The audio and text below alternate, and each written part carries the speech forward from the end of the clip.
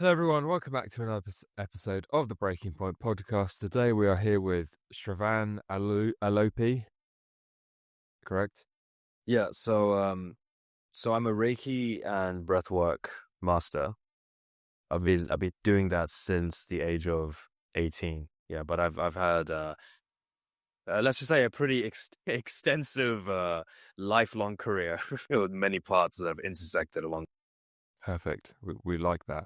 So, for anyone that doesn't know, and that is including me, what actually is Reiki? So Reiki is essentially using using energy within the body. Another form that some people within the well-being space might be familiar with is like pranic energy, and your pranic energy is essentially your inner life force, right? So Reiki is a Japanese art form that, once attuned through taking the courses, you learn how to channel energy through the hands, through the palms, and you work with the energy centers, otherwise known as chakras, to help bring about a sense of well-being, mental clarity, emotional stability, help you combat things such as anxiety, stress, mental health.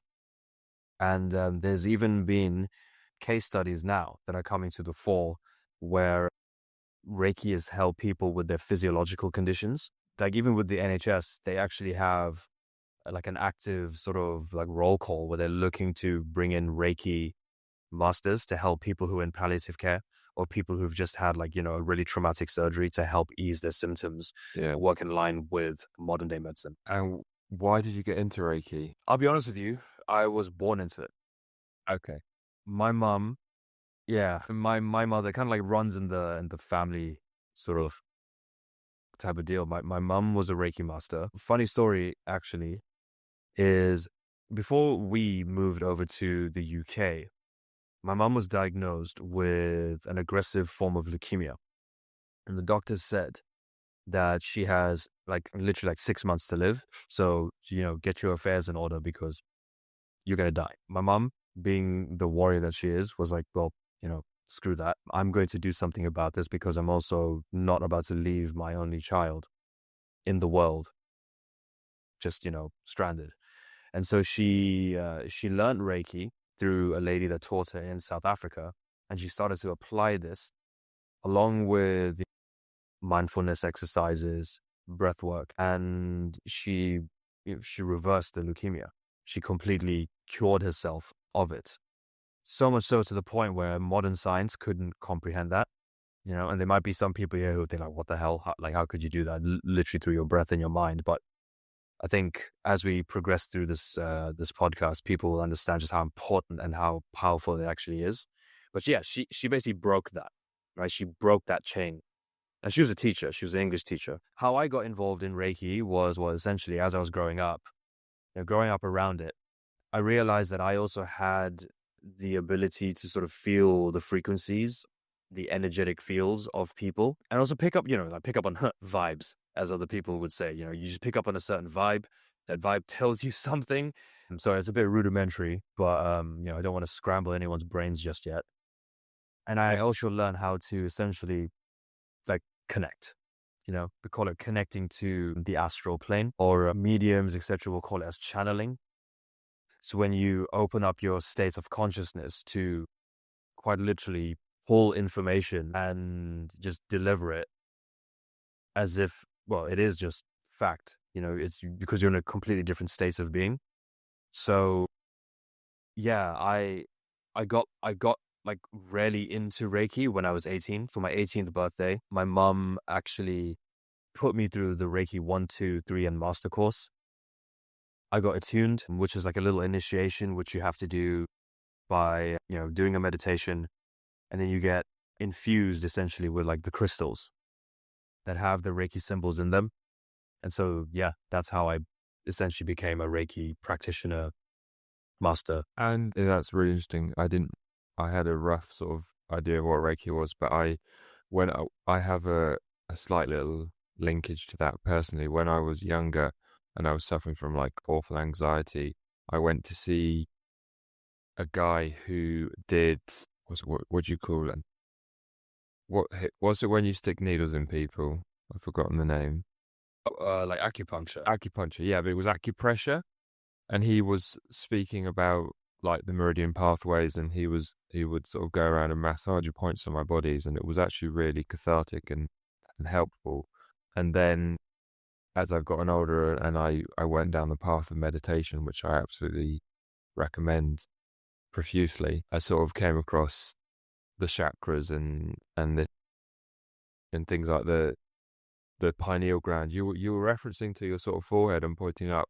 Is the pineal gland involved in that sort of elevating process upwards, channeling? 100%. So, are you familiar with Joe Dispenza? Yeah. Do you know this name? Yeah. Some So a lot of Joe Dispenza's work. Okay, yeah. Well, the reason why I mention him is because all his work with like robotic affirmations, with the concept of harmonizing and synchronizing your breath. He also does like he talks about, excuse me, this concept of quantum jumping, Yes. which is essentially, let's say, like hypothetically, you wanted to learn Russian, right? But you don't know it right now in this paradigm, in this sort of like state of being, the state of consciousness that you're in. Essentially, within each parallel paradigm, if we reference, Marvel a little bit, like the multiverse, you have alternate timelines of alternate versions of you, variations of you that do exist out there. And you can tap into that by doing what's known as a quantum jump. And in order to do that, you need to, again, bring your breath, body, and mind to a point of singularity, which allows you to open up the pineal gland to tap into that frequency. So you could literally be in a deep form of, I guess, call like a meditative state. You would jump to the timeline where you speak fluent Russian, jump back, open your eyes, and you can just be like, like spasiba, all that stuff, just rattle off as if you've spoken, as if it's your mother tongue, right? And there are people out there, there's case studies of people who have done this. Even on YouTube, there are people who are actively talking about this. So yes, it references the pineal gland because that is essentially the front cortex, or the frontal cortex, that has to do with everything regarding creativity, connection, and a sense of like also grounding. So like Reiki is a very grounding energy. Just to quickly brush over what you mentioned about how you suffered from anxiety. A lot of the reasons why we feel anxiety is because we're not grounded, right? And so we use Reiki as a tool to help ground the energy that's coursing through our body.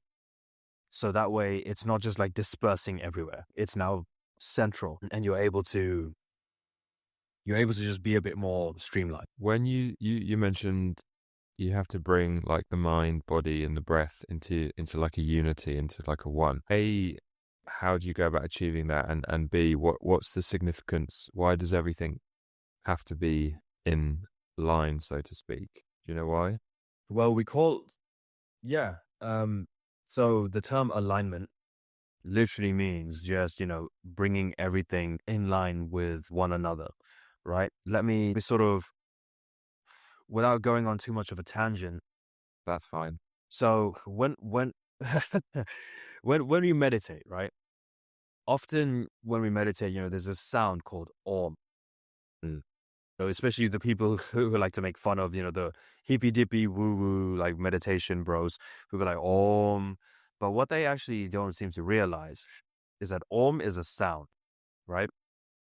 Om is a sound that derives from Sanskrit, which is the language of sounds. And the word or the sound and the frequency of Om means unity, right? Another term for unity is also like the universe. The universe is one song.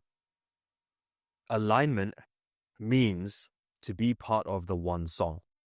So when you bring mind, body, and spirit together in unity of one song, your frequency as a human vibrates on a level where quite literally anything is possible. So like Joe Dispenza talks about how this current state of plane, this world that we're living in right now, is the third dimension, the 3D. he teaches people how to tap into the 4D.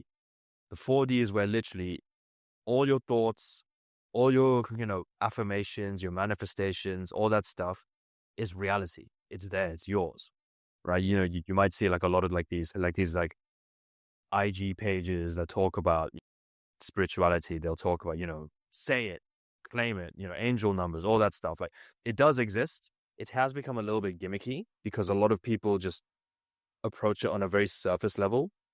But what I mean with alignment is when you can get your mind, your body, and your spirit, the soul, together in alignment to create that singularity, anything is possible. And the way in which you do that is by harmonizing and synchronizing your breath.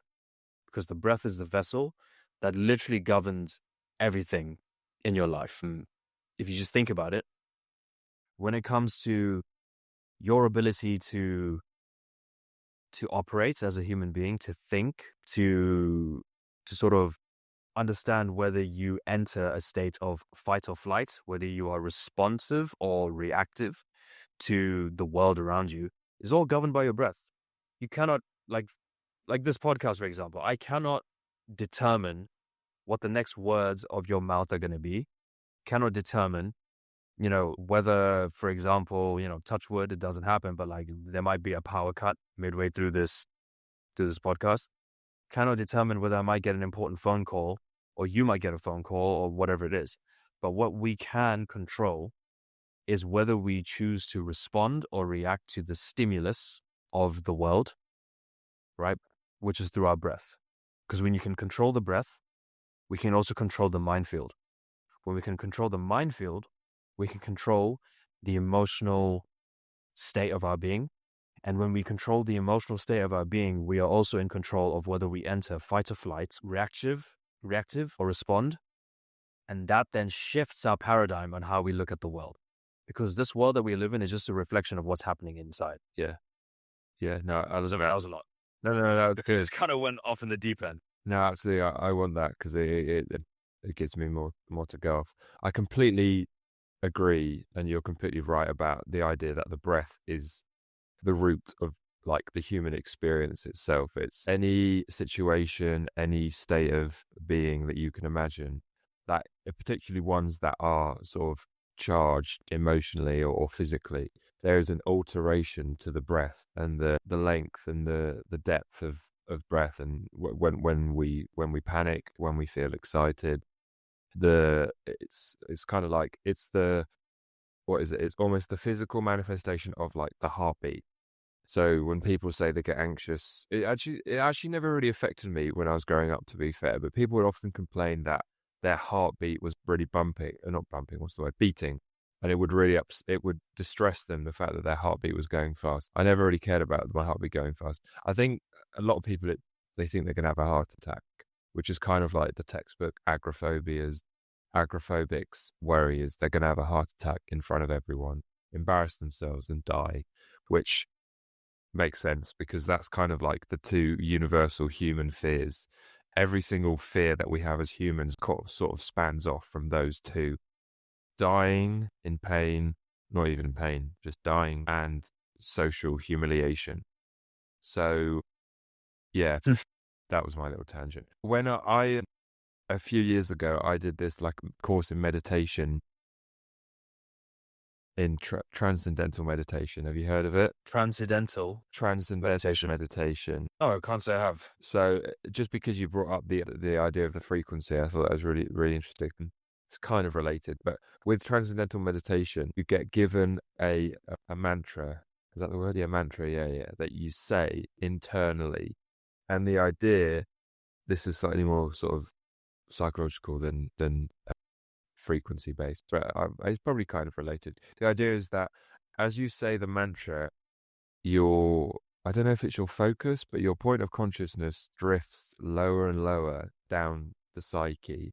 And what that process does is it brings other things up to the surface. So I don't know if you've ever told someone about meditating, and the first response there is, I can't meditate because I can't stop thinking whilst I'm doing it. So I'm really bad, so I don't want to do it. No, all the time, everywhere.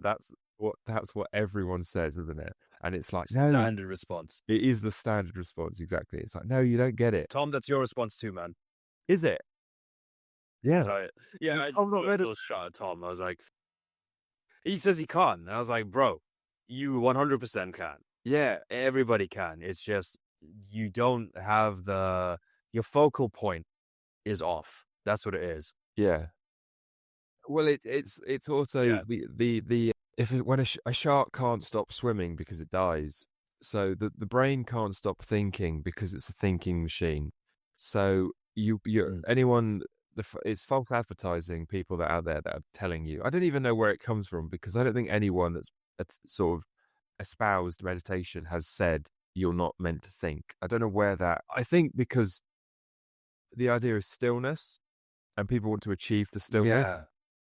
And you can't achieve that with the thoughts. 100%. Sorry, I don't mean to just kind of like segue. No, it's all good.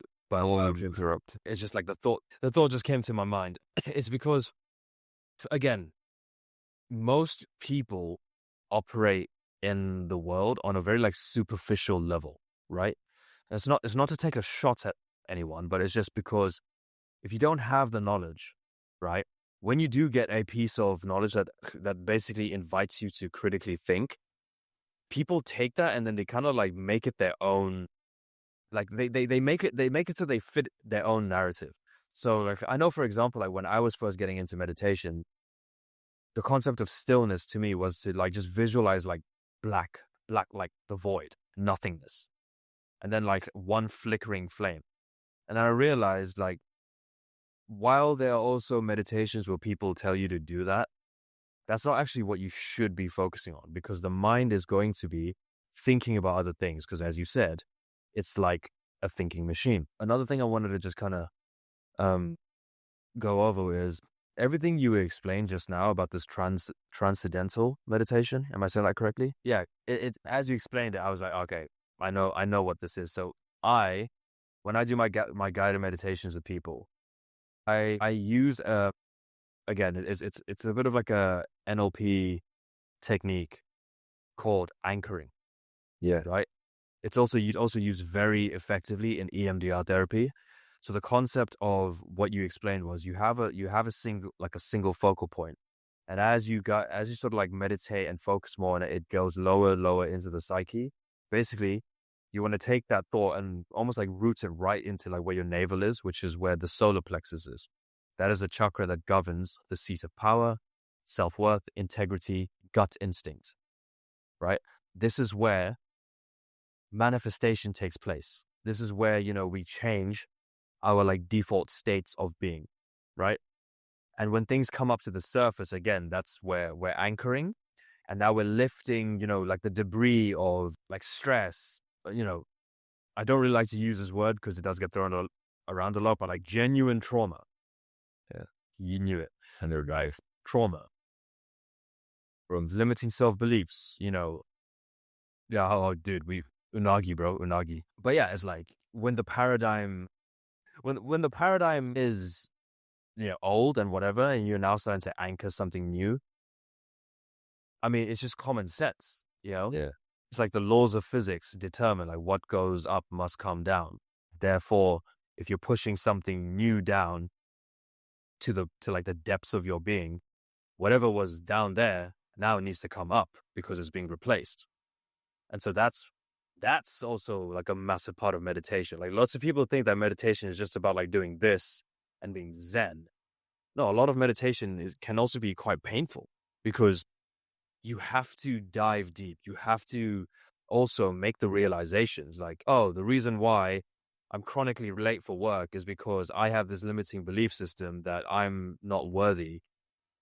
Therefore, no matter how early I wake up in the morning, no matter how well prepared I might be, I might pack everything the night before, I will find a way. I will spend an extra 15 minutes in the shower just procrastinating.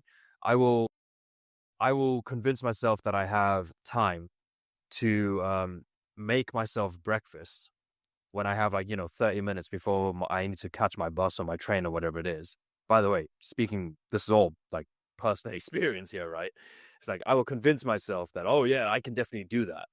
And then get pissed off when I miss the train, or now realize I have 5 minutes to make up for an 8-minute walk. So I'm now sprinting. I'm now in the state of like fight or flight. I'm just activated nonstop. And then I just barely get into work by the skin of my teeth. Oh, I'm late. And then it's just like, oh, well, I'm always late because, well, the train was late and my alarm didn't go off when I programmed it to. And it's like, man, this is just nonsense. Like, you have to understand, like, a lot of meditation is just, quite frankly, just realizing that we are the own villains of our story. Absolutely, yeah. But then it's in doing so that we now are able to evoke a sense of peace, because there's also tremendous power in understanding that. It's like, oh, okay, so I'm actually the one that's in control of my life. I'm just doing it in a way that's not giving me the results that I want, right? And so that, transcendental, I mean, it kind of makes sense, because this meditation would be focused on transcending the self. Yes, to be fair, that makes complete sense.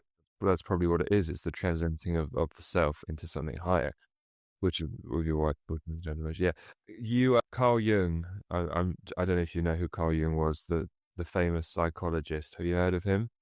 Yeah. Oh yeah. Oh, he's someone you should look. A lot of deep dark stuff there, man. Yeah, exactly. Yeah, and he was always not like it. Yeah, not like reading before you go to bed. No, it's not. It's not like reading, but it's worthy reading, definitely, if you're interested in that sort of stuff. Yeah, 100%, definitely. He was always of the belief that self-enlightenment was not achieved through the path of following your bliss, so to speak, but it was the exact opposite. It was actually, to achieve enlightenment, you have to go to the darkest places of your mind and of your soul that you can possibly imagine, and you can have, and you have, there was I think there was some initiation. I can't remember exactly who it was for, and it was prehistoric, and this is very much secondhand, well, sort of third-hand, tertiary recounting I'm about to give you, so I don't even know where it's from, but I remember the premise. And anyway, the point was, it was some sort of initiation with like knights or something, and what they had to do is they had to find a cave, and they had to find the cave that they believed was the darkest cave to them specifically. And they then had to go into that cave and spend like however long. And the key is the sort of the specific, the salient point of that was that it had to be the darkest to them. It was and it's the same with sort of fear and anxiety. We're all individualistic, and sort of it's all unique to us. So you have to, the deeper the wound, I don't know how you finish that sort of. I'm trying to make some sort of quick philosophical point, but it's not going to work. It doesn't work. You got it, man. Yeah. You got it. You got it. Okay. I did read this quote the other day. I think it was from Rumi, who was like a 13th century poet, on ChatGPT, actually. He said, I love Rumi stuff. Yeah. He said, the light enters the point at which the wound opens, or something along those lines. In other words, yes, the healing begins. The genesis of the healing is where you've been attacked, which I thought was really interesting. Anyway, what were we talking about before I went? What did you just say? Well, we were talking about enlightenment, and how it's not the point following your bliss. It's actually the complete opposite. Man's got 48 laws of power on his bed. Yes, I do. Yeah, I've been kind of diving deep with all that. Yeah. Sorry, that should help a little bit. I apologize for that. Yeah, that's perfect. I don't want to but yeah, no, 100%, man. And it's funny you should mention that, because so we mentioned this also in like the podcasting call before when we met, and like Tom just kind of big me up there. Respect to that guy. I have tremendous love for that dude, honestly. Hey, he's good stuff. But he also mentioned, before I stepped into this field more, I was a medic in the army for the best part of a decade.